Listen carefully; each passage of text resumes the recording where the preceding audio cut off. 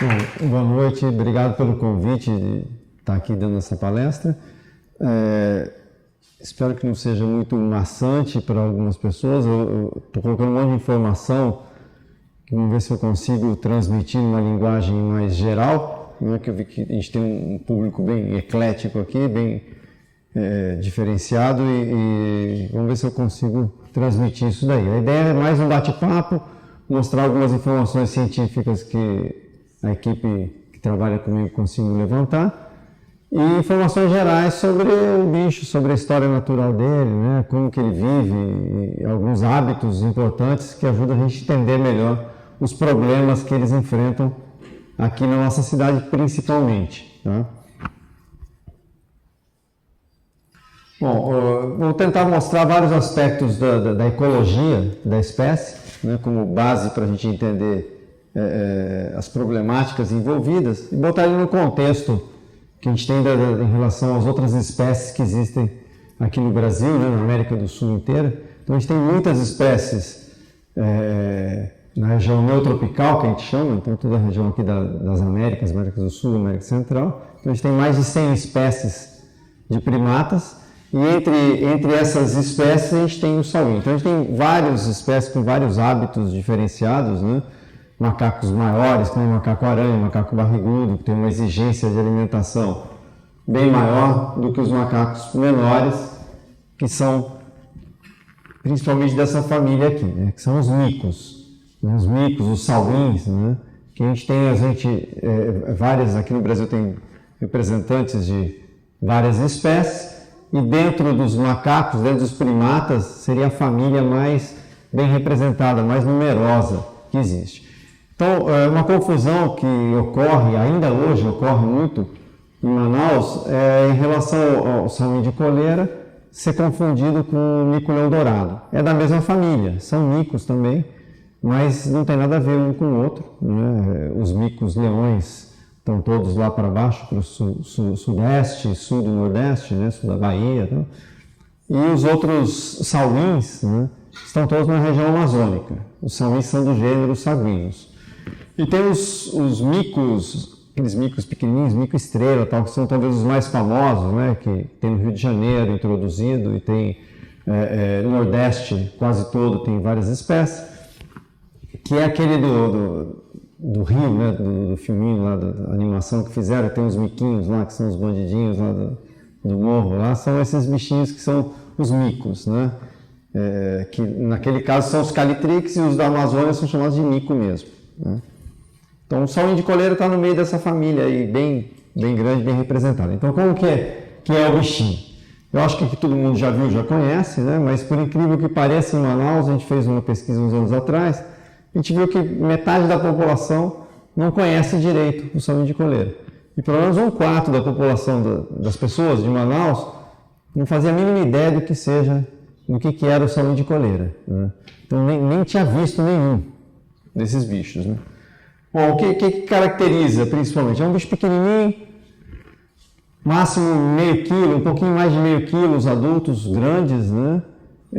Então um bichinho que tem uns 27 centímetros, não chega a 30 centímetros de corpo, e uns 40 centímetros de cauda, né? O rabo bem compridão. Tem garras bem afiadas. Quem já viu o sauim subindo ou descendo de um tronco já deve ter notado como que o bichinho consegue fazer isso. Ele desce de cabeça para baixo às vezes, né? Tem garras bem afiadas, né, que ele usa bem para poder escalar, né? E tem uma alimentação bem variada, mas principalmente com frutos, né?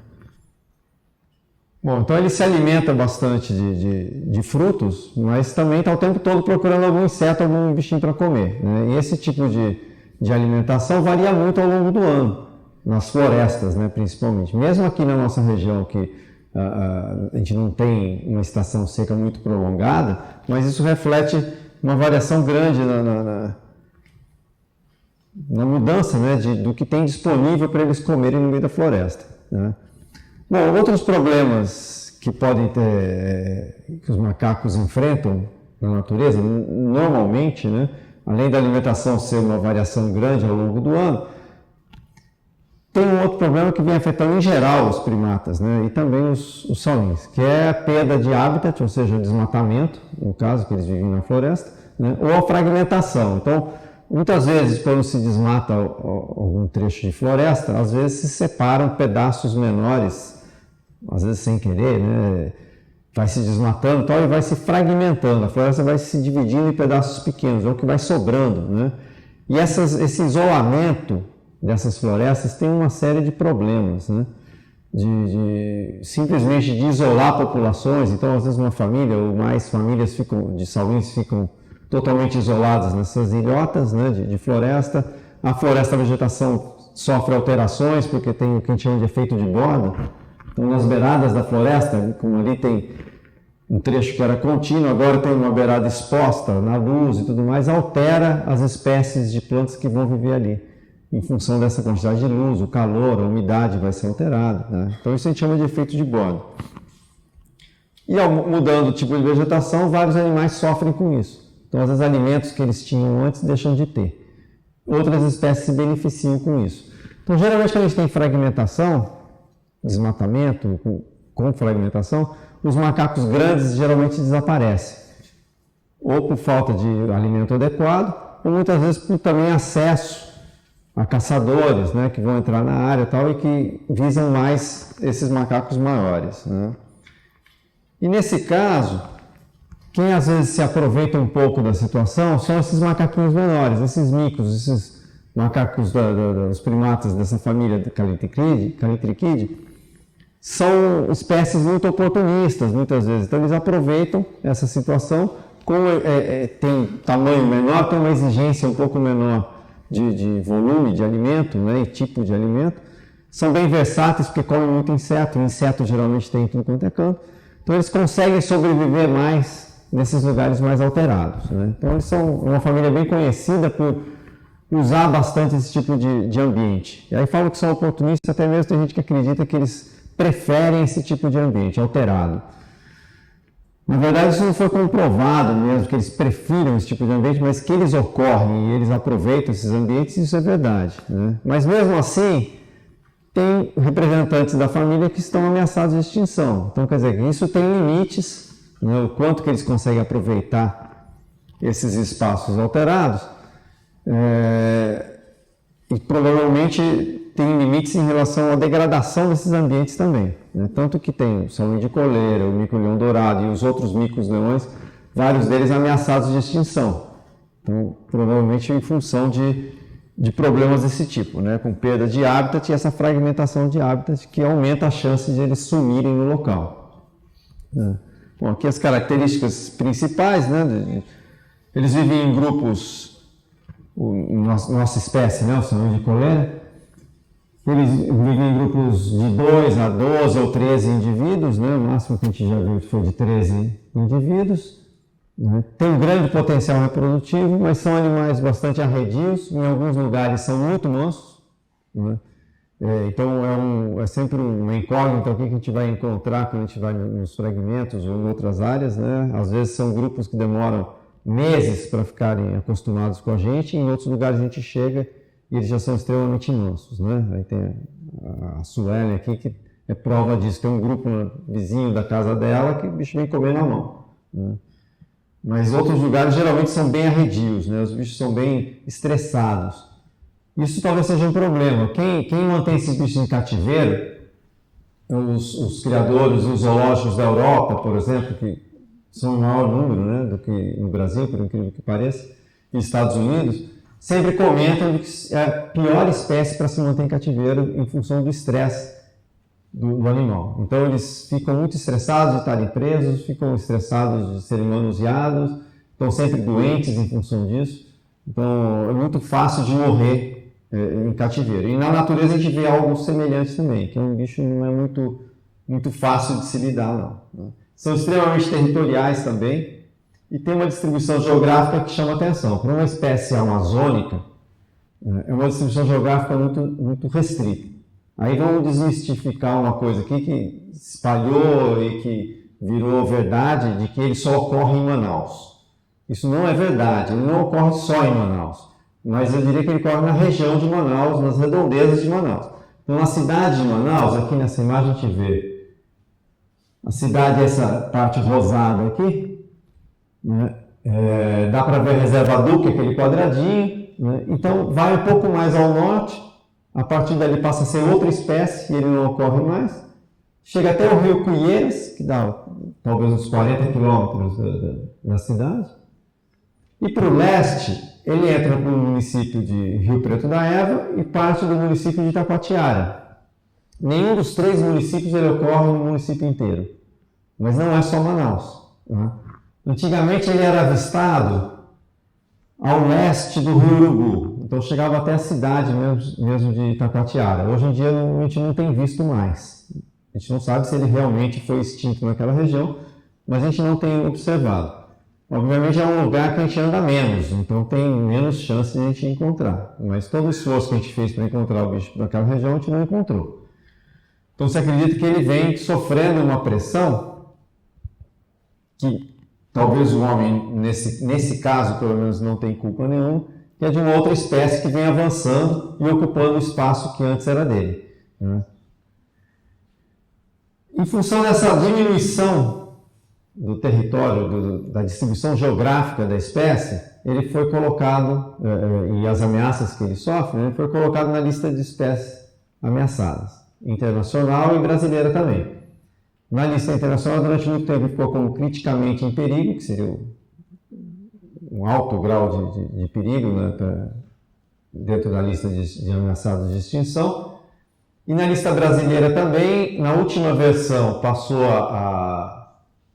em perigo, então baixou uma categoria, mas agora, conversando com o pessoal que faz a avaliação, parece que ele vai subir de novo para criticamente em perigo. Então, quer dizer, os critérios para o que se avaliar colocam ele numa situação bastante delicada.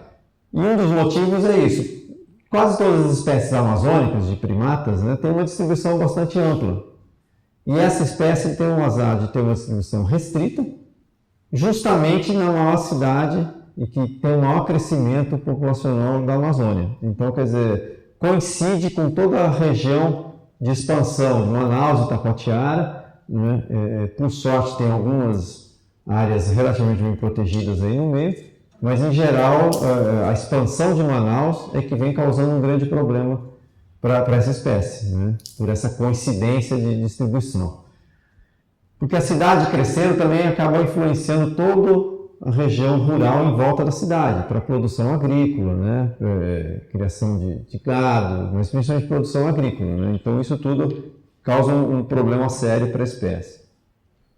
Então, esse aqui é o exemplo, trabalho de um colega nosso, Fábio Roy, que fez umas análises tentando calcular a probabilidade de ocorrência das duas espécies, que esse aqui seria o concorrente, o Saguinus midas seria o concorrente do salmão de coleira, né, que talvez esteja competindo.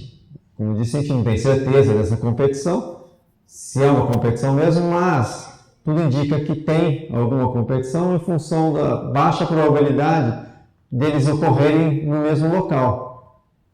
Não existe nenhuma barreira física, um rio, cadeia de montanha, alguma coisa que separe as duas espécies na região norte da distribuição geográfica do salmão de coleira. Então, por que aconteceria essa substituição, né? Então, alguma coisa aí está acontecendo que a gente não entende muito bem o que é, né? E o mais provável é uma competição, e quem está levando a melhor é esse salmão de mão dourada, né? Aqui, só para a gente ter uma ideia, uma sequência de imagens de Manaus, imagens de satélite, mostrando Manaus desde 86 até 2010. No início, a gente via a cidade com a área rural, que não dava para enxergar a reserva Duque, por exemplo, direitinho. E aqui no final, a gente já vê a reserva Duque toda quadradinha, né? Então, isso é um sinal que tanto a área urbana como a área rural, logo em volta de Manaus, já está sendo bem explorada e bem desmatada, né? Então, isso tem várias implicações e isso pode ser um futuro para uma região muito mais ampla do que só Manaus, né? Os outros municípios crescem numa velocidade bem mais lenta, mas também estão crescendo. Então, a tendência é a gente ter uma alta fragmentação em toda a região, em boa parte da região onde ocorre o salmão de coleira, que pode ser um problema sério. Aí vamos entrar em alguns problemas, ocorrências que tem aqui na cidade mesmo, que é bem mais próximo do nosso dia a dia, né? Manaus é marcada assim, por uma sequência de invasões que ocorreu, principalmente depois da criação da Zona Franca, que estimulou a vinda de muita gente para Manaus em busca de emprego, né? Nas indústrias, década de 70. Então houve uma explosão demográfica aqui em Manaus e a estrutura da cidade, como a gente sabe, até hoje não consegue comportar todo esse crescimento do jeito que é feito. Então ela cresceu de maneira desordenada. Então teve dois problemas, um com a forma desordenada de ocupação, que são as invasões. Como, por exemplo, essa área aqui queimando, pegando fogo, foi uma invasão que em um final de semana derrubaram 10 hectares, né? Um fragmento de 10 hectares. Mas também tem o problema da ocupação organizada, teoricamente. Então, os conjuntos habitacionais construídos pelo governo município, ou do estado, ou mesmo condomínios, né, particulares, também provocam desmatamento e também tem pouco planejamento em função de manutenção de fragmentos florestais ou de conexão desses fragmentos. Então aqui essa imagem de satélite, esse pedaço de imagem de satélite aqui é um trecho lá da Cidade Nova, indo para a nova cidade, e que o que sobrou são os barrancos, onde a construção é extremamente difícil, né? O resto desmontaram tudo, então não houve nenhum planejamento em relação à parte ambiental nesse aspecto, né? Isso tudo não foi invasão, né? Então a gente não pode jogar a culpa só nas invasões. Esse daqui é uma sequência de a imagem e as fotos de um condomínio de luxo ali no Parque 10, perto do Aeroclube. E também foi um desmatamento que em poucos dias saiu dali um grupo inteiro de sauins, tamanduás, umas 30 preguiças e assim por diante, né? Numa área relativamente pequena. Isso o tempo todo em Manaus acontecendo isso, né? Bom, outros problemas que a gente enxerga menos, porque são mais sutis assim, no dia a dia, mas também estão o tempo todo acontecendo, é caça. Então, nesses fragmentos, por incrível que pareça, ainda tem muita caça. Então, essa caça numa área extremamente pequena, um fragmento de 20, 30, 50 hectares, ou mesmo no fragmento da UFOA, que é grande, é um impacto grande, né? Você altera a fauna, altera toda a ecologia do local, né? Sendo uma caça muito intensiva. Animais domésticos é um problema sério, principalmente por sauim e para animais pequenos, né? Porque cachorros e gatos acabam predando bastante animais pequenos. E o sauim entra nessa história. Um filhote de sauim pode ser facilmente atacado por um gato. Já um adulto, a briga é feia, né? É mais difícil acontecer. Mas cachorro mata sauim constantemente, né? Tem muita ocorrência de cachorro matando sauim. Bom, o desmatamento continua, exploração de pau de escória e outras coisas, além de lixo, exploração de frutos, e tudo isso vai degradando aos poucos esses fragmentos, tá? Então, o que a gente decidiu fazer já há mais de 10 anos que a gente vem estudando essa espécie? A gente se preocupou com toda essa situação, com esse contexto todo, principalmente em Manaus, né? Sabendo que isso pode ser um reflexo que vai ter para a área rural também, a gente começou a estudar a espécie. Teve uma exigência para responder algumas questões de história natural, de biologia dos bichos, tal, que uma exigência é a gente ter que capturar os bichos. A gente tinha que ter os bichos na mão, marcar todo mundo, tirar material dos bichos, tirar sangue, tirar tecido, né? Uma verdadeira tortura que a gente faz às vezes com os bichinhos durante meia hora ali para poder marcar todo mundo, deixar todo mundo apto para devolver para a natureza, para a gente poder tirar algumas informações valiosas para saber o que está acontecendo. Esse processo todo também a gente foi desenvolvendo as técnicas e é bastante demorado. A gente tem que acostumar os bichos a irem em plataformas que a gente põe isca, né? Vai iscando com banana, acostuma os bichos no local. Às vezes a gente tem que fazer isso lá em cima e vai descendo para eles virem para cá, em lugares que são mais ariscos, né? Tem que acostumar os bichos com as gaiolas para depois conseguir capturar. Então tem todo um processo que pode levar de 10 dias até 6 meses para a gente conseguir pegar os bichos. Aqui já vê os exemplares dentro da gaiola aqui, né? Então aqui o processo também às vezes de recaptura. E quando a gente faz esse trabalho na reserva Duque, lá no centro da reserva Duque, ou em áreas bem afastadas, a gente não precisa se preocupar. A gente coloca num local seguro, que não vai tomar sol, e vai para o acampamento e fica esperando. No final da tarde vai buscar. Aqui na cidade não dá para fazer isso, porque senão você vai buscar e não tem mais nada, roubaram tudo, né? Então você tem que ficar de olho de algum jeito, né? A gente já teve um monte de coisa roubada já. E a gente monta as cabanas, fica de tocaia e tal, e isso às vezes atrapalha um pouco, mas é um jeito de manter o controle, conseguir capturar os salins e não perder o material, né? Então aqui dá para ver que são alguns exemplares que já tem coleirinha, então isso já é recaptura. A gente está tentando pegar outra vez para continuar tirando informações sobre a dinâmica desses grupos, né? Então aí o processo de tentar capturar, principalmente quando eles estão sendo recapturados, a gente tem que ter mais cuidado ainda, porque eles não querem entrar na gaiola de novo, eles ficam tentando roubar o alimento, né? Você vê que eles estão por fora, mas acabam caindo, né? Nesse aspecto, acho que eles não são muito espertos, não? Porque cai um, aí daqui a pouco eles correm e voltam, aí cai o outro, aí vai e volta, mas sempre fica algum de fora, né? Aí tem todo o processo que a gente faz de tampar para não estressar muito os bichos e tal, e aí começa o manuseio dos bichos, né? A gente tem que anestesiar os animais, porque eles são bravos, têm dentes muito afiados, né? Então, mesmo esses que são muito mansos, tal, nunca é bom querer tentar pegar o bicho, que ele pode causar um estrago bastante grande com os dentinhos bem afiados, né? Então a gente captura e sai marcando.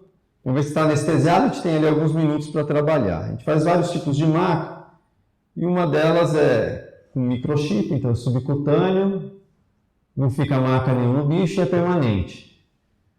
A vantagem é que não some nunca, não precisa de bateria nem nada, mas em compensação a gente só consegue saber o número dele, com esse leitor, se a gente pegar de novo. Não dá para saber de longe quem é. Então a gente faz faz um monte de medição dos bichos e tal, para saber o estado de saúde, fazer uma avaliação do estado de saúde do bicho e as características deles, né? E faz um outro tipo de marcação. A gente põe essas coleirinhas, esse sim é o verdadeiro salinho de coleira, né? Que está bem demarcado, mas também tem que ajustar bem, porque às vezes vai para a boca, ele morde, se ficar frouxo, vai morder, e aí ele não consegue comer, e aí tem um problema. Então a gente tem que fazer uma coisa bem ajustada mesmo. Mas dura alguns meses essa coleirinha. Depois acaba ressecando, oxidando a correntinha e acaba caindo. Mas durante um tempo a gente consegue ver o bicho. A vantagem é que a gente consegue de longe com um binóculo, às vezes só de olhar o animal você sabe quem é. Porque cada cor dessa vai ter um código, representa um código que a gente sabe quem é o indivíduo, né? Então fica mais fácil de acompanhar esses animais. Alguns não precisam de nada disso, porque eles têm marcas naturais. Então, o exemplar tem um rabo com uma mancha branca naturalmente, ou uma mancha branca na testa, alguma coisa assim. Esses bichos a gente nem precisa colocar coleira, porque dá para reconhecer de longe, né? E uma parte do trabalho, a gente precisa acompanhar os bichos o dia inteiro. O único jeito de fazer isso seria, ou os bichos seriam extremamente mansos, que no caso a gente não deu sorte em nenhum grupo, a esse ponto. Até encontramos vários grupos mansos, mas em lugares que não tinha como a gente andar atrás deles, né? Então o outro jeito era botar o radiotransmissor. Bota um colarzinho que ele carrega um rádio aí dentro, que é levezinho, que ele consegue carregar sem problema. A gente coloca na fêmea que manda no grupo, na fêmea alfa, e aí consegue acompanhar. E aí começamos a tirar um monte de informação desses bichos, olhando o bicho o dia inteiro, né? Então, uma equipe grande acompanhando vários exemplares, mesmo assim, várias informações meio fragmentadas, né? Mas a gente consegue acompanhar e ver que o grupo se separa de vez em quando, depois se junta de novo ao longo do dia, não estão sempre todos juntinhos o tempo todo. A gente vê que alguns animais desaparecem por 1, 2 dias, depois volta a aparecer no grupo, né?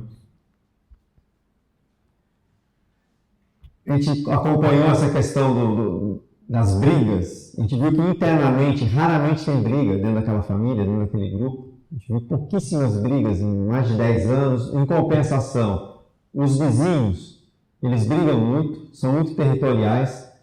Isso é um complicante se a gente for pensar em manejo, né, de tirar bichos de um local e colocar em outro. Isso tem que ser muito bem pensado em função disso. A gente já presenciou brigas assim, medonhas, de os bichos caírem da árvore brigando e não se importar com nada, nem com o cachorro, nem com a gente indo lá pegar. Os bichos se atracam de tal maneira que se deixar eles se matam. Né? A gente já viu bichos matando, os bichos de fora matando. Viu? Chegou e já estava morto, né? O bicho dentro de cativeiro. Quando o bicho do cativeiro enfrenta o grupo de fora, eles vão, batem até matar mesmo. Então, essa questão territorial é muito forte, muito pesada. Uma coisa interessante é que eles têm dentro do grupo uma partilha de tarefas em relação aos filhotes. Isso é característico da família toda, né? Então, não é só a mãe, quando vocês virem por aí algum adulto carregando filhote, não necessariamente é a mãe. Pode ser o pai, pode ser o primo, o irmão ou um agregado aí do grupo que ele também ajuda a carregar. Então, no início, os primeiros dias é a mãe, que eles estão levezinhos, né, os filhotes, e ela tem que amamentar. Mas depois disso, pode ser qualquer um da família. E eles dividem, vão se revezando nessa tarefa, né? E o interessante é que eles têm alto potencial reprodutivo, então eles podem reproduzir bastante, né? Mas, pelo jeito, tem outros problemas que não deixam a população crescer muito fácil. Mas o potencial para a reprodução eles têm. Né? Não são uns bichos ativos durante muito tempo. Na verdade, eles acordam às 6 da manhã e tem grupos que acordam até um pouco mais tarde. E quando dá 4h30, por aí, eles já estão indo dormir. Né? Já estão procurando um local para dormir. Então, se encontrar algum sauim em hora de escurecer, 6 da tarde, ainda forrageando, andando por aí, tem algo errado. O normal é que, no máximo 4h30, 5 horas da tarde, já estejam intocados para dormir. O interessante é que eles evitam dormir no mesmo lugar toda noite. Acredito que isso seja um jeito de evitar um pouco a predação. Diferente do macaco da noite, por exemplo, que ele dorme em toca, e ele dorme sempre na mesma toca, o sauim, cada noite, ele vai para um lugar diferente. Ele repete às vezes, mas raramente é o mesmo local toda noite. Ele vai mudando. Ele dorme muito em bainha de palmeira, Inajá, Buriti, né, Buritizeiro. Eles dormem ali no meio das folhas, né, na base das folhas, ou às vezes em oco de árvore também, emaranhado de cipó. Bom, eles não têm uma relação muito boa com o macaco de cheiro, o mico de cheiro. Apesar de que a gente já viu mico de cheiro se associando, quando é um bicho sozinho, já se associou com grupos de sauim, mas quando são grupos grandes de mico de cheiro, com grupos estabelecidos de sauim, geralmente dá uma certa briga, tem uma certa concorrência, né? Mas eles se dão bem com o parauacu, esse outro pretão de cara vermelha, né? De vez em quando o parauacu dá um chega para lá neles, assim, se eles estão concorrendo com alguma comida, mas normalmente eles se dão bem, andam juntos.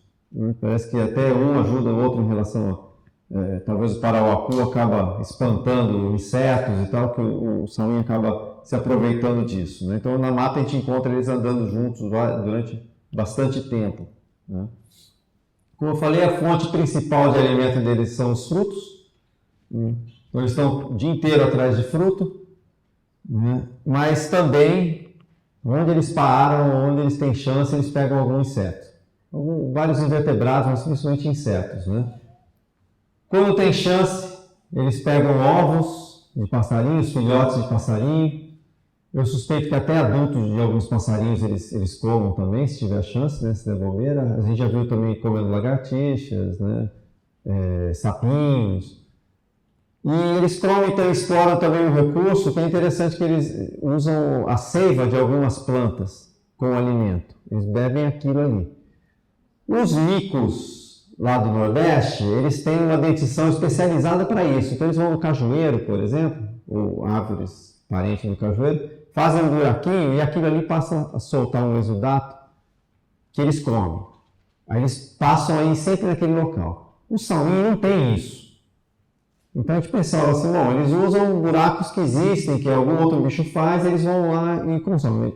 Certamente pode ser isso, mas aí um belo dia eu observei, sem querer acabei vendo como que eles fazem. Eles quebram a base das plantas que produzem isso, eles quebram as folhas na base. Então quando quebra a folha, sai, a gotícula está saindo ali. Então ele quebra a folha e vai lá e fica bebendo naquela gotícula. Né? Então lá em cima, ele quebrou a folha, e aqui ele está bebendo na base da folhinha, né? Então é uma fonte constante, mesmo na época de pouco alimento, aquilo ele sempre vai ter, então é um recurso que pode ajudar bastante na época de pouca comida, né? E a gente já viu vários bichos que foram atropelados, então a gente viu dentro do conteúdo do estômago, do intestino, tinha vários pedaços, né, de goma, né, que eles tinham comido. Com esse acompanhamento, a gente aumentou de uma lista que existia de um único trabalho com a ecologia do bicho, tinha, sei lá, umas 20 espécies listadas, 30 espécies no máximo listadas de frutos que eles consumiram. A gente aumentou isso para mais de 150 espécies, né, que a gente já observou os bichos comendo. É interessante porque são espécies que a gente sabe quais são, a gente sabe mais ou menos onde ocorrem essas plantas, então tem chance da gente produzir mudas dessas espécies para poder colocar em áreas degradadas, né? Então muitas delas são difíceis, mas outras são bem fáceis de ser produzidas. Os ingás, por exemplo, todas as espécies de ingás, os bacuris, né? São espécies fáceis de produzir muda para isso, né?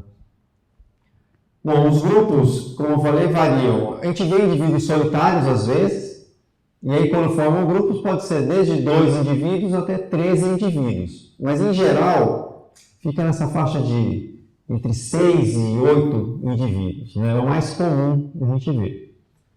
Nos fragmentos a gente vê os grupos maiores, né? Fragmentos intermediários, aí de tamanho intermediário, a gente vê os grupos maiores. E uma coisa interessante é que os bichos, quando adultos, têm uma proporção sexual onde você tem mais fêmeas do que macho, o que não acontece logo que eles nascem. Então, ao longo da vida aí, quando se tornam adultos, parece que os machos morrem mais fácil do que as fêmeas, né? Eu estou atribuindo isso, provavelmente isso é em função do comportamento que eles apresentam, que a gente levantou uns dados sobre isso, a proteção que eles fazem do grupo. Quando eles estão ameaçados, o grupo foge e fica um sentinela enfrentando o perigo, né? E geralmente, 70% a 90% das vezes é o macho que fica ali enfrentando, enquanto o resto do grupo foge. Depois ele vai e se junta com o grupo.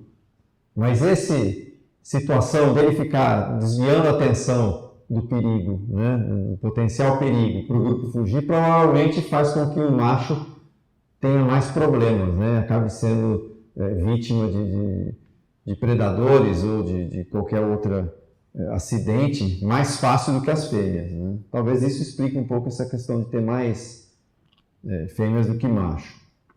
Bom, aí só uma tabela cheia de números aí mostrando que a gente tem o sauim que pode reproduzir 1 ou 2 vezes por ano. A fêmea pode dar cria 1 ou 2 vezes por ano. No grupo, geralmente, não é 100% das vezes, mas geralmente é uma fêmea só que dá cria.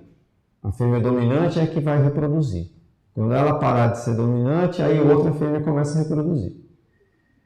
Essa fêmea, teoricamente, pode dar 2 crias por ano, com 2 filhotes gêmeos, né, a cada cria. Isso é na teoria. Na prática, a gente vê que é menos do que isso. Em média, né, elas vão dar, vão ter 1,13, 1,2 ninhadas por ano, né? E nem sempre vão ser 2 filhotes em cada ninhada, né? Geralmente um pouco menos do que isso daí, né?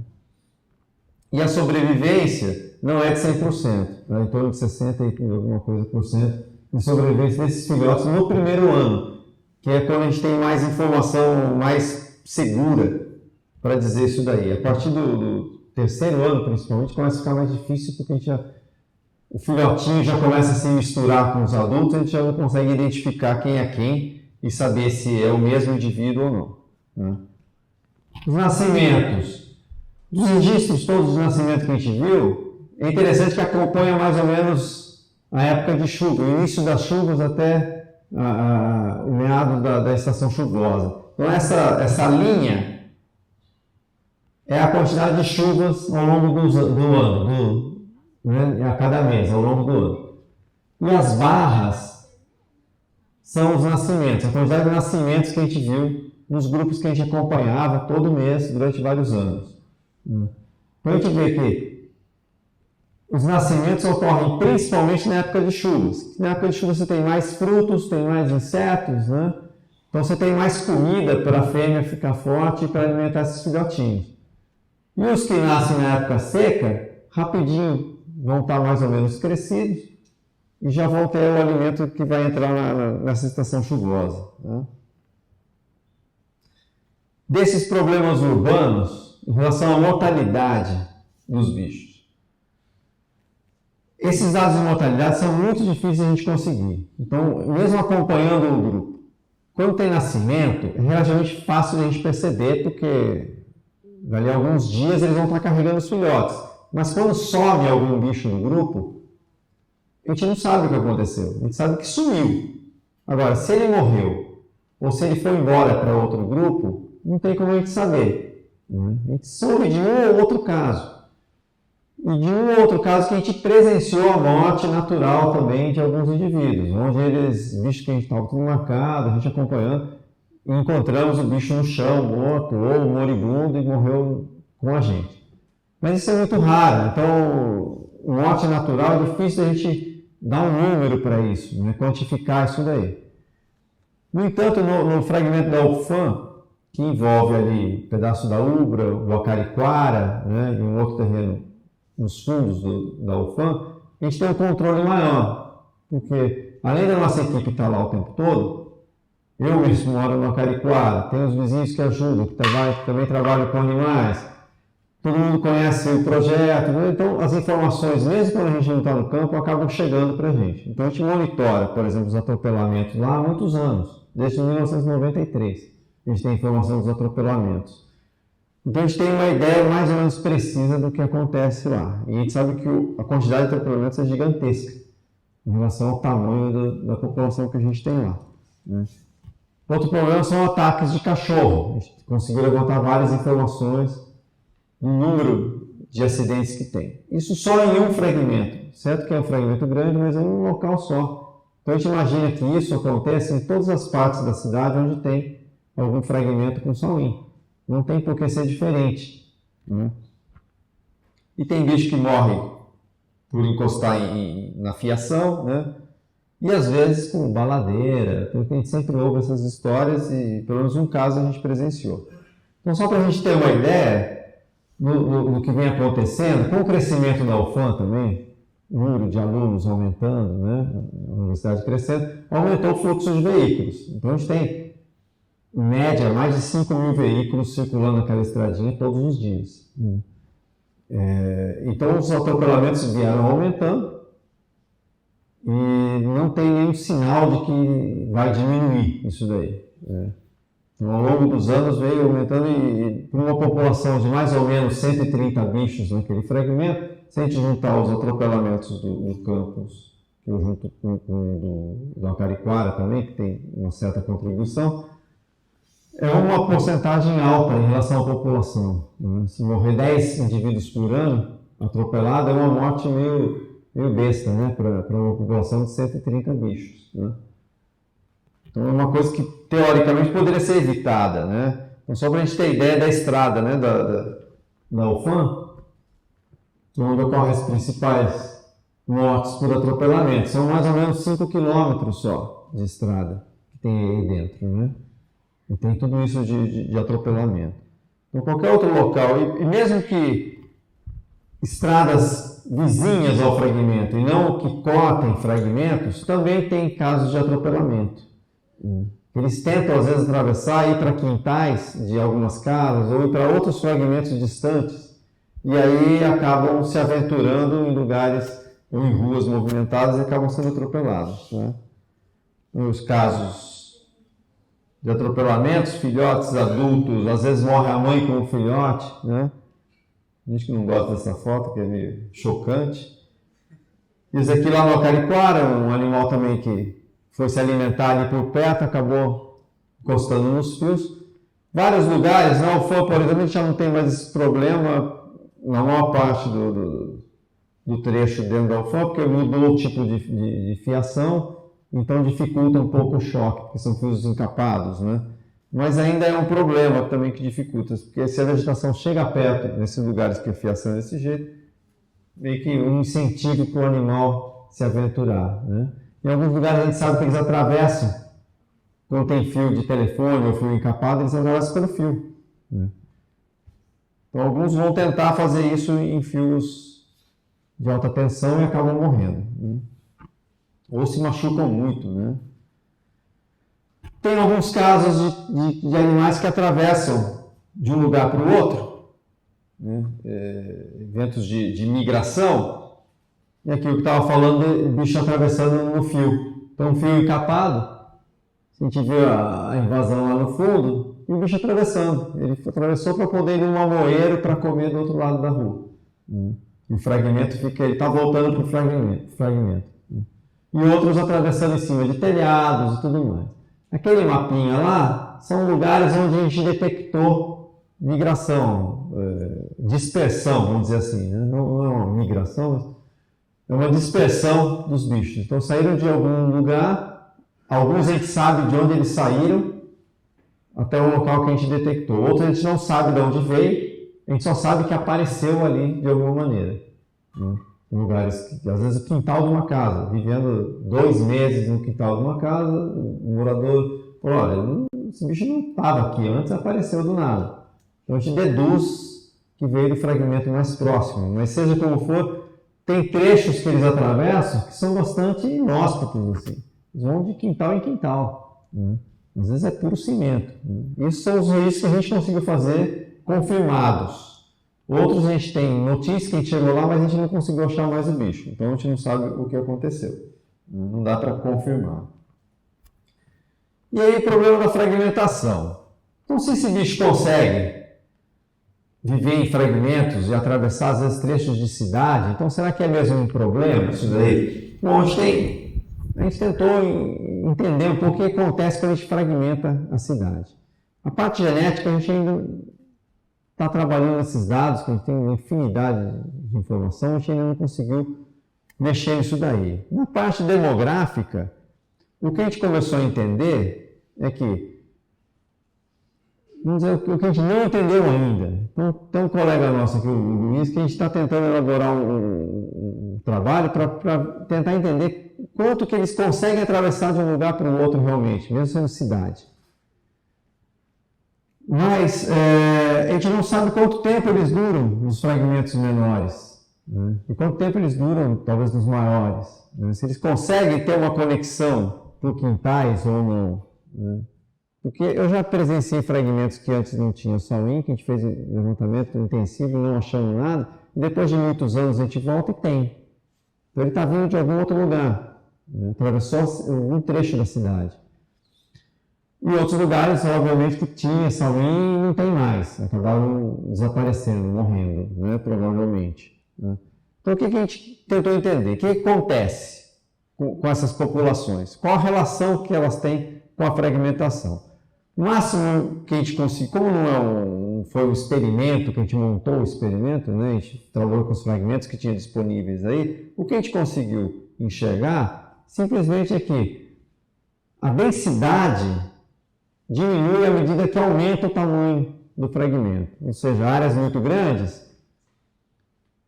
têm menos SAWIN por hectare, mas o número total é maior, porque a área é maior. Então é uma relação meio óbvia. Você fala assim, não, então, quer dizer, quando aumenta o tamanho da reserva, do fragmento, você tem mais indivíduos. É verdade. Só que quando a gente vê essa relação, não é ela bruta, não é linear, ou seja, você não aumenta, se você dobra o tamanho do seu fragmento, você não dobra a sua população. Você tem que quadriplicar, talvez, o tamanho do seu fragmento para dobrar o tamanho da sua população. Então, se eu tenho 10 hectares e tenho 5 indivíduos, se eu tiver 20 hectares, eu não vou ter 10 indivíduos.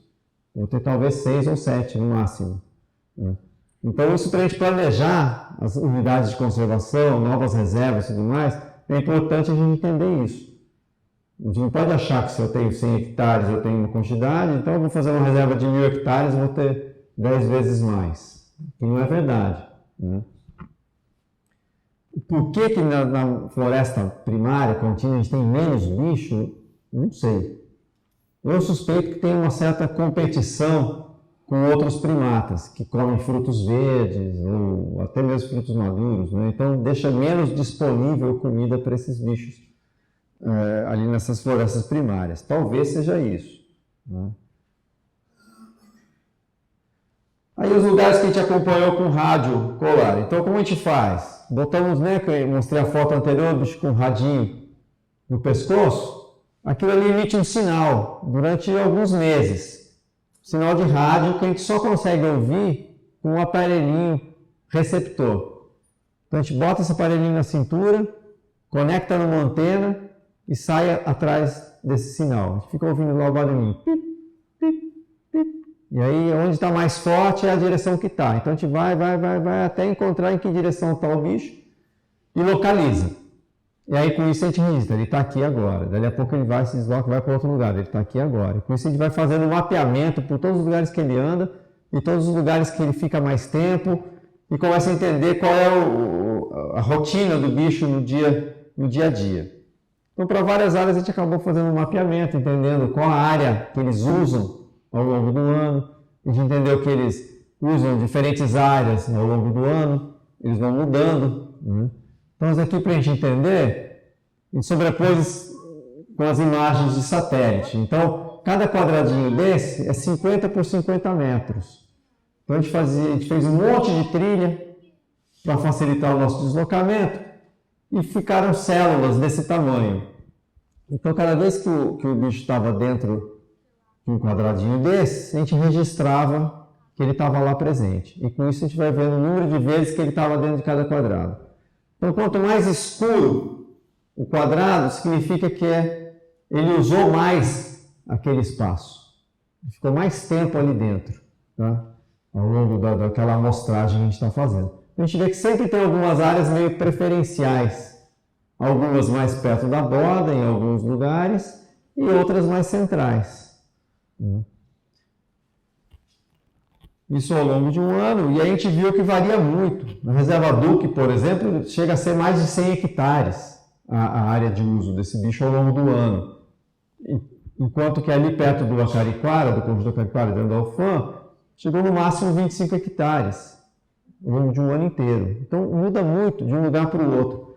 Áreas mais degradadas, um pouquinho maiores. Então, o que está delimitando isso? Não sei se é o fato de ter uma densidade maior, ter muito vizinho, outros macacos vizinhos, outros sauins na vizinhança, dá um adensamento e eles têm que explorar mais aquela área, né? Se ele pode espalhar mais a sua área, ele espalha. Aqui só vou mostrar como que varia em dois grupos, né? Dois exemplos. Ao longo do ano, vai variando o local que eles exploram, né? Aqui na Duque fica bem evidente. Em cada mês foi bem diferente o local que eles exploram. Agora a gente está tentando entender isso, se eles têm um mapa na cabeça de onde estão os frutos, né? Então parece que realmente eles descobrem onde estão os frutos e ficam explorando só ali aquela região. Acabou a comida ali, começou a ter fruto em outro lugar, eles passam aí para outro lugar. Então eles conhecem direitinho o seu território, né? Em relação às plantas, a gente fez um estudo de fenologia, ou seja, a gente acompanhou as plantas nesses lugares todo mês, cada 15 dias na verdade, todo mês durante 8 anos.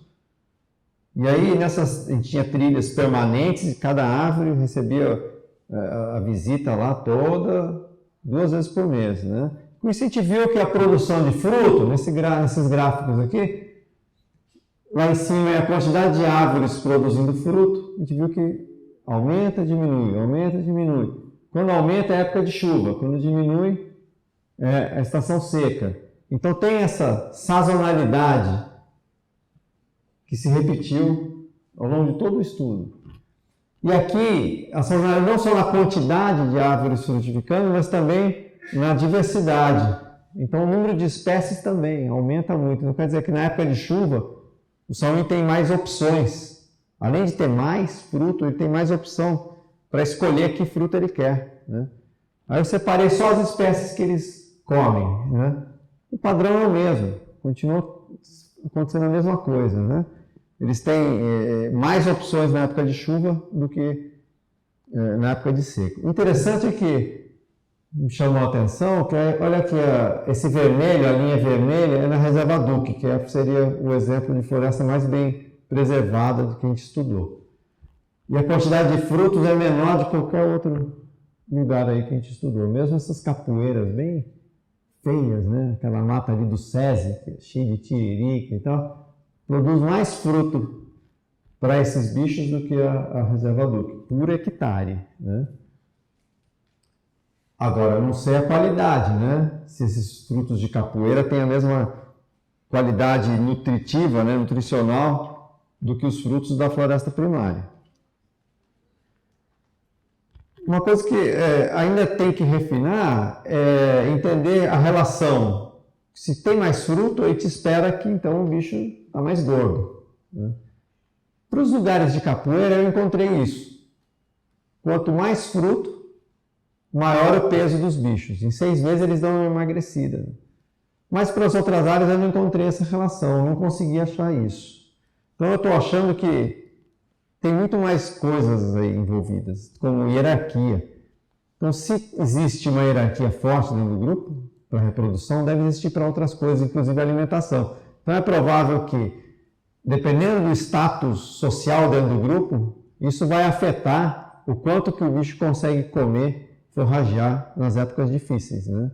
Então, talvez quando tem pouco fruto, quem emagrece mais são os mais abaixo na hierarquia, né? E não todo mundo por igual. Porque já dá para notar que eles não têm uma partilha justa ali dentro na hora de comer.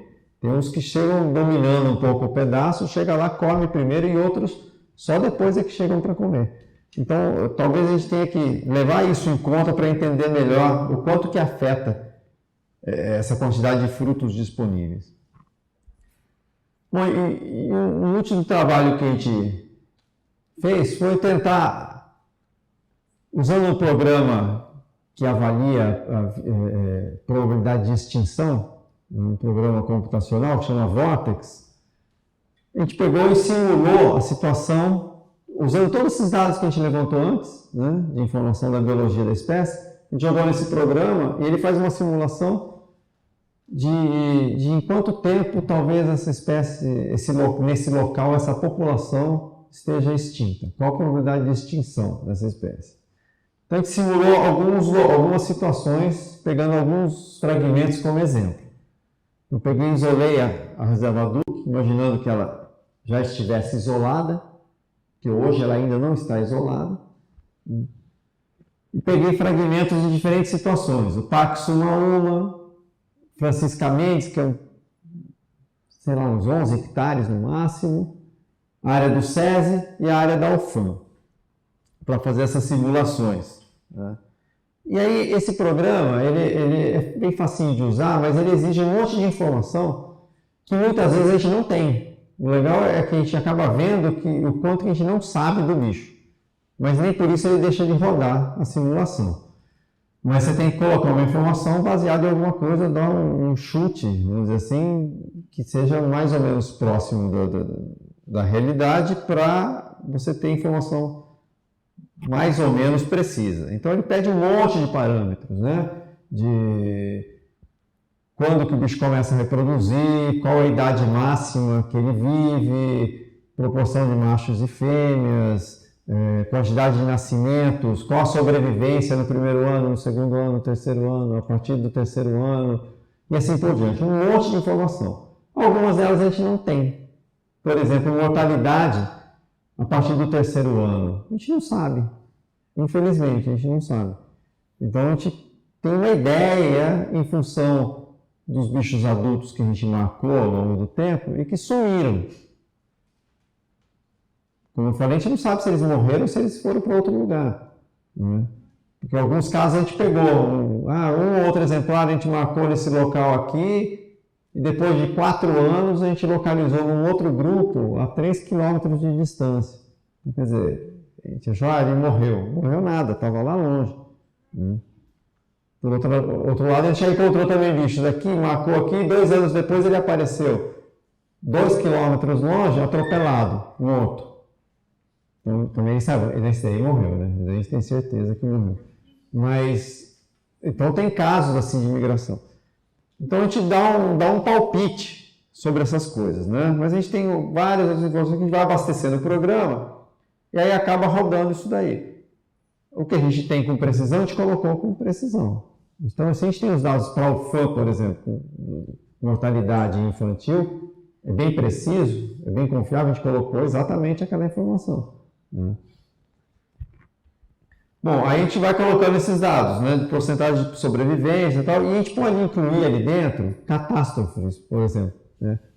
Pode ter um desastre qualquer que vai acontecer. Então, lá tem El Niño, por exemplo, que pode acontecer a cada 4 anos ou a cada tantos anos, a gente coloca. Então, vamos colocar, a cada 10 anos vai ter algum acidente aqui, algum problema. Quer dizer, a gente sabe o que acontece, pegou fogo, né, um incêndio, uma invasão. Então, uma situação dessas, dentro de uma área urbana, quer dizer, uma pequena invasão é um desastre, né? São áreas gigantescas, mas não, são áreas pequenininhas, né? Então a gente pode simular tudo isso daí. Então a gente foi simulando, colocando as informações, a gente cria uma situação baseada nos dados que a gente tem da biologia do bicho, a gente cria uma situação que a gente chama de linha base. Seria, vamos dizer assim, a situação sem muitas informações adicionais, informações mais básicas, num mundo mais ou menos perfeito, né? Para ver qual é o tamanho mínimo da população. Então a gente foi testando vários tamanhos iniciais e a gente viu que em torno de 500 indivíduos, se nada errado acontecer, é uma população viável. Precisa de 500 bichos, né, reprodutivos ali, para a população ser viável. O que a gente considera uma população viável? É uma população, nesse caso a gente sugeriu durante 100 anos, que ao final dos 100 anos ela não ficou, não chegou a 2% de probabilidade de extinção. Passou disso, já não é uma população viável. Ela pode ainda estar presente, mas se a chance de extinção é muito grande, ela não é viável. Não que ela esteja extinta, mas ela vai logo mais para frente vai ser extinta, né? E também considerou como uma população extinta uma população que só tenha um sexo, né? Aí tá viva ainda, mas está condenada, é questão de tempo, né? Então, com isso, a gente conseguiu, né, a população em torno de 500 indivíduos. Se a gente colocar uma mortalidade de 2,5% para os indivíduos adultos, ela se mantém estável ao longo de 100 anos. Então, beleza. A reserva Duke, eu estimei que tem mais ou menos 600 e alguma coisa. Mais de 600 indivíduos. Então, a reserva Duke é uma população viável. Está acima de 500. Ótimo. Vamos ver algumas outras simulações. Se a gente põe essa situação, né, de ter algum desastre a cada 10 anos e a mortalidade de 2,5% nos adultos, a Duke continua viável. Os outros fragmentos que eu coloquei, a Alfam, que é grande, por exemplo, a Alfam é a linha verde. Pô, mas a Alfam é muito maior do que esses outros fragmentos, estão sendo... A extinção vai ocorrer quando? Menos de 30 anos, os bichos vão sumir. Isso daí são os atropelamentos, né, que estão provocando isso daí. Agora, a reserva Duke já encostou, a cidade já encostou na reserva. O Jardim Botânico já está encostado. Então, e a ameaça é maior ainda de isolamento. Então, provavelmente já vem acontecendo acidentes com cachorro, com gato, com moleque, com baladeira, bicho tentando atravessar para os fragmentos ali perto que estão sendo atropelados. A gente não tem registro disso, mas certeza que está acontecendo. Não tem por que não acontecer. Se a gente pensar que o trecho do fragmento da Alfam, que tem uns 200, 300 metros de contato com a Cariquara, a gente teve, sei lá quantos acidentes com cachorro ao longo de alguns anos, eu fiz mais ou menos as contas e coloquei isso acontecendo na reserva Duke, que as casas estão encostando. Se a gente colocasse, aí eu fui bem cauteloso, coloquei 6 6 indivíduos sendo retirados dessa população todo ano, a DUC deixa de ser viável. Então, se 6 indivíduos só começarem a morrer na DUC, por causa desse tipo de coisa, a população já em 100 anos não é mais viável. Então, a DUC está numa situação, está na berlinda ali, né? Está numa situação de limite. E qualquer coisinha que venha acontecer, de um isolamento, um desastre maior, a população de Salim lá vai dançar. Né? E os outros fragmentos nem se fala o tempo todo. Se daqui 10 anos a gente parar de ter atropelamento lá no fragmento da UFAM, olha como muda a situação. Ela continua não sendo viável, provavelmente pelo tamanho dela. Não tem como ter uma população gigantesca lá dentro, não tem como ter 500 indivíduos lá dentro. Mas já não vai ser extinta totalmente, né? E muda muito a situação dela. Dá para ver que quebra a linha ali, né? Ou seja, a partir de 10 anos parou de ter atropelamento. A população dá uma respirada, né? E aqui, se a gente aumentar a capacidade de suporte do ambiente, ou seja, se a gente melhorar as condições ambientais, melhorar a floresta e tal, é muito sutil a diferença, a gente não sente tanto essa diferença. Sem contar que essa mudança na vegetação e tudo mais é uma ajuda, mas é lento, não é o processo. Não é de um ano para o outro. Vai levar vários anos para começarem a frutificar essas plantas que já estão sendo colocadas ali nesses lugares, né? Se a gente conectar todo mundo, todos os fragmentos forem conectados com a reserva DUC com outros fragmentos maiores, então o que acontece? Teve um problema aí nessa análise, nesse momento. A gente não tem informação boa sobre essa troca de indivíduos de um lugar para o outro, né? Essa dispersão de indivíduos. A gente não sabe qual a taxa de dispersão que acontece, a gente não sabe qual a sobrevivência de quem dispersa. Então, com isso, a gente não consegue, a gente tentou vários números aí, mágicos, né?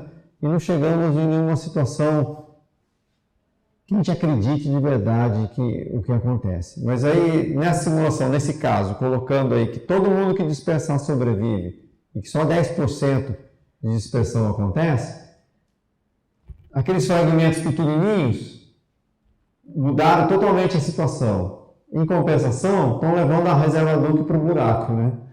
Junto com ela. Porque o programa está entendendo como sendo uma situação em que a DUC está perdendo indivíduos para esses fragmentos menores.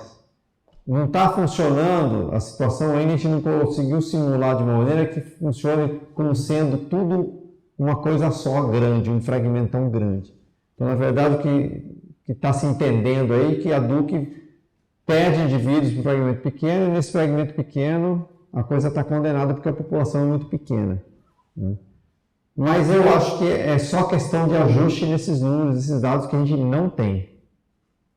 Se um dia a gente vier a ter, eu acho que a gente vai ajustar. E eu acredito que a tendência é essa, de estabilizar todo mundo com uma população viável, uma vez que a gente conseguir realmente conectar esses fragmentos.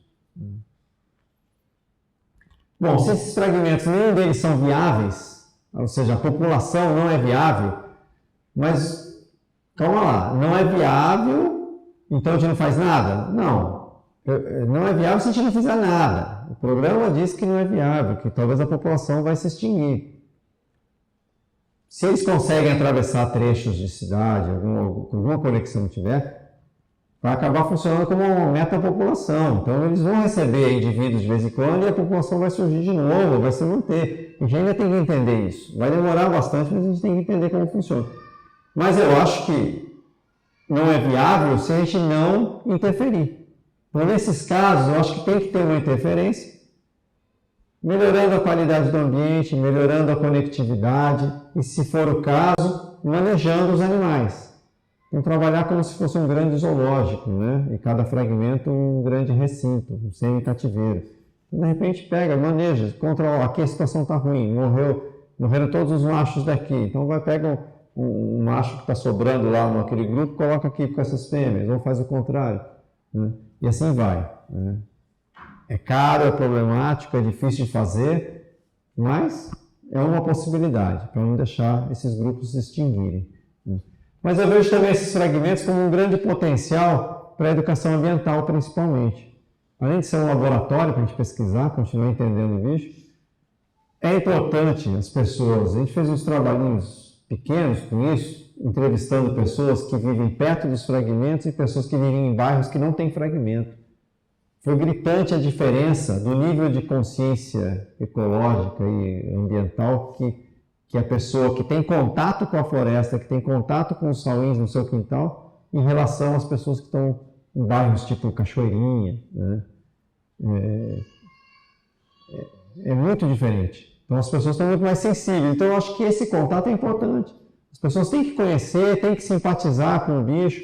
Pode não querer ir lá dar banana nem nada, mas só de ter o bichinho ali por perto, ver todo dia, tal, acaba se engraçando, acaba tendo um certo respeito. Isso daí eu acho que ajuda bastante, né? Então, como eu estava falando, é importante isso, essa recuperação dessas áreas. Boa parte desses fragmentos, por menores que eles sejam, eles não são usados inteiros pelos macacos, porque tem lugares nesses fragmentos que capim ou é planta invasora que não produz nenhum alimento para os bichos, então não que eles não usam, mas eles usam muito pouco, porque quase não tem alimento ali para eles, né? Apesar que a gente já viu os bichos andando em capinzal e tudo, mas geralmente é menos frequentado, né, esse local. Então teria que recuperar essas áreas, dar uma qualidade de vida um pouquinho melhor. Está no limite, né? Então qualquer frutinho a mais ali é uma maravilha.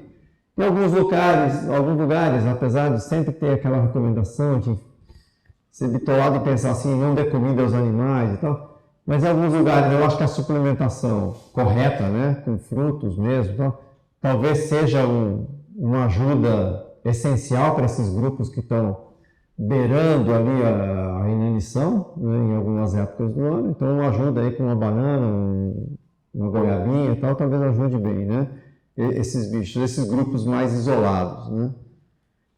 E eu acho que os trabalhos de educação ambiental têm que ser coisas contínuas, campanhas, tal, é muito bom, coisas explosivas, mas se não tiver uma continuidade, a coisa não muda. A mentalidade das pessoas vai mudar muito lentamente, mas o estrago da cidade em cima dos fragmentos não é lento, é muito rápido. Então, quando as novas gerações tiverem uma certa consciência ambiental em relação a essa espécie, já não precisa mais se preocupar, porque não tem mais. O bicho já vai estar lá na área rural, não vai estar mais aqui na cidade, né? E Manaus tem uma coisa interessante, que boa parte da área rural onde essa espécie ocorre, os proprietários dos sítios, das fazendas, a maior parte deles vivem aqui em Manaus. Muitas dessas pessoas vão lá e passam, muitos deles são aposentados em Manaus, funcionários daqui, público, não sei o quê, compram um sítio e vão morar lá, fica metade do tempo lá, metade do tempo aqui, assim por diante, né?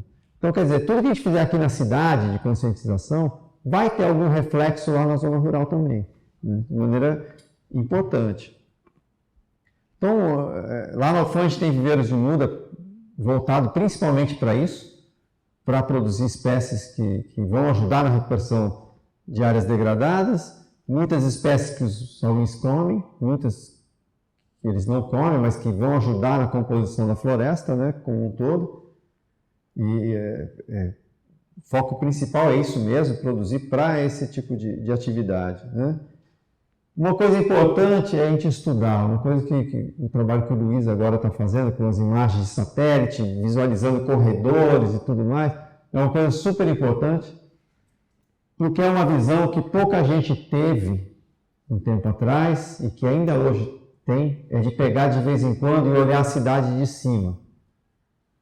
Olhar as imagens de satélite, olhar o que está acontecendo e olhar uma sequência toda do que está acontecendo. Então aqui são simulações que a gente fez em 2005, a gente fez isso. Simulando as situações da cidade, o que pode acontecer na cidade de Manaus? Se tirar todos os fragmentos, se deixar só as unidades de conservação, né? Se deixar a APP, ou seja, as áreas de preservação permanente e assim por diante. Se isso tivesse sido feito pela prefeitura, nessa época que a gente fez isso, foi uma monografia, talvez tivesse tomado a atitude de criar a APA lá da Ponta Negra muito antes de ter esse monte de condomínio. Então, quer dizer, a gente está sempre um passo atrás. A gente tem que estar um passo à frente e se antecipar dos acontecimentos. Então, a gente tem que ter essa visão crítica de olhar antes de acontecer e fazer certas previsões. Falar, a cidade está indo para esse lado, a gente tem que tomar uma atitude rápida. Né? Então, essa conexão da Duque com a reserva do SIGS, né? Super importante. E aí, o que a gente está fazendo de efetivo? Que eu saiba, tem um leão aí vindo de Boa Vista, já vai ser a primeira terçadada aí para poder desconectar a Duque do resto. A partir daí começa a ter uma estrada aqui, outra ali, já tem ramal, né? Aos montes ali. Quer dizer, tem a APA que foi criada, e aí? Ela está sendo efetiva? Vai manter mesmo essa conexão ou não? Então a gente tem que olhar de longe e se preocupar com esses corredores todos e chegar antes do estrago. Né? Então na área rural também é a mesma coisa. Tem os blocos de floresta que a gente fez umas previsões na época, falou, esses lugares aqui são os lugares que estão sobrando para fazer alguma coisa. Esse quadradão, essa área maior aqui, no meio, é a área do exército. Então a gente nem cogita fazer uma unidade de conservação ali. Ali é a questão de negociar com o exército, talvez, porque ali ninguém invade, graças a Deus, mas tem que ficar sempre de parceria com o exército, porque se algum dia eles quiserem se desfazer da área, que eles entreguem, sei lá, para o ICMBio e não para o INCRA, né? Senão... Então a gente tem que estar de olho ali para o destino, caso venha acontecer isso. Né? Não tem nenhuma previsão disso, mas a gente sabe que tudo é possível, né? E esses modelos, que a gente fala, esses modelos não é a verdade pura e simples ali. É uma situação que a gente colocou naquele momento, modelou e chegou a algumas conclusões, mas que qualquer coisa que aconteça no meio do caminho muda toda a história. Então, se daqui para frente você vê, se a gente interromper os atropelamentos na Alfante, muda a história. Então, tanto para bem como para mal. Então, essas modelagens têm que ser feitas de tempo em tempo. A gente tem que o tempo todo estar estudando, repetindo e fazendo de novo para ver se as ações estão sendo efetivas, se o conhecimento está melhorando, está aumentando, né? Ou se não tem nada melhorando, a coisa está piorando. Então, a gente tem que ficar simulando isso o tempo todo. Em relação à paisagem, é a mesma coisa. A gente tem que olhar, hoje a situação é essa. Daqui a 2, 3 anos, vamos olhar de novo. O que a gente tem que fazer? Né? O que está acontecendo? O que a gente previu? Aqui vai ser um corredor, aconteceu? Não, teve uma invasão. Vamos para o plano B. Aí muda de novo, né? Estuda de novo, trabalha de novo. Outra coisa que é um trabalho contínuo é essa interação do sagui de mão dourada com o sonho de coleira. Então, teria que ter. A gente tem um sistema de várias trilhas, nem todas essas trilhas existem, mas boa parte delas existe. Que a ideia é fazer esse monitoramento a cada tantos anos, cada 5 anos, cada 2 anos, sei lá, o ideal seria a cada 2 anos, percorrer essas trilhas de maneira a tentar entender aonde está uma espécie e aonde começa a outra. Então teria que ficar acompanhando para saber o que está acontecendo. Se é verdade que esse saúde de mão dourada está avançando e está ganhando esse espaço, e aí o que a gente vai fazer? Não faz nada por ser uma situação natural ou toma alguma atitude? Não sei, mesmo que a gente queira tomar, não sei se a gente vai ter muito jeito, né? Bom, e aí para conseguir a gente fazer todas essas coisas, né? A torneira cada vez está mais fechada, né? De dinheiro, mas a gente teve um monte de parceiros, né, para fazer isso aí, vários zoológicos. Isso é uma política que tem lá na Europa e nos Estados Unidos e que infelizmente no Brasil não tem. É que os zoológicos que mantêm animais ameaçados, eles têm a política de fazer doações todos os anos para projetos de conservação no local de origem do animal. Então, todo ano a gente recebe alguma doação pequena, mas que ajuda aí a manutenção do carro, ter um combustível para ir para o campo, alguma coisa assim, de vários zoológicos da Europa e dos Estados Unidos. Aqui no Brasil, não. Aqui no Brasil é bem mais difícil a situação, né? Mas a gente teve vários doadores, vários financiadores ao longo desses anos todos, né? Então, a gente gosta sempre de mostrar que parece que tem muito dinheiro, mas não tem, né? Então é mais ou menos isso que eu queria falar para vocês e deixar aí aberto para qualquer pergunta aí, qualquer questão.